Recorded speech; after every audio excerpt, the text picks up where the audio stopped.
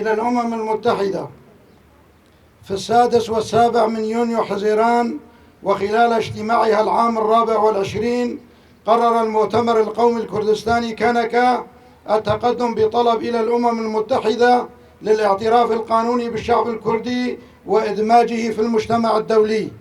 على مدى 200 عام الماضية واجه الشعب الكردي مجازر عديدة، أنفال التهجير القسري واضطهادا وانصهارا في جميع أنحاء كردستان.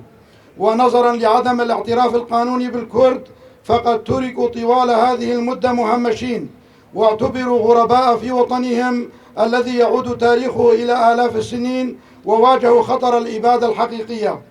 تعد الأمم المتحدة إحدى الجهات المسؤولة عن هذا التاريخ، لأنها لا تعترف إلا بوجود الدول، ولا تعترف بالشعوب التي لا تملك دولة، وهذا بدوره يتيح للدول القائمة قمع الشعوب الخاضعة لها.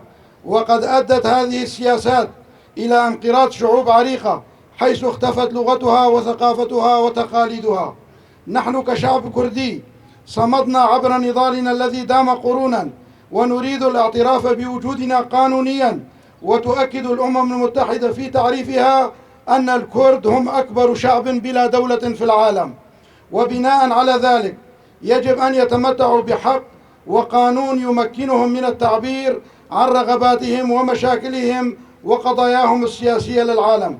نحن هنا أبناء الكرد في مدينة القامشلي نقوم بوقفة احتجاجية أمام الأمم المتحدة، نطالب بحقوق الكرد في الأمم المتحدة، ومطالبة بمقعد للأكراد في الأمم المتحدة، لأن الشعب الكردي يتجاوز عددهم 70 مليون كردي.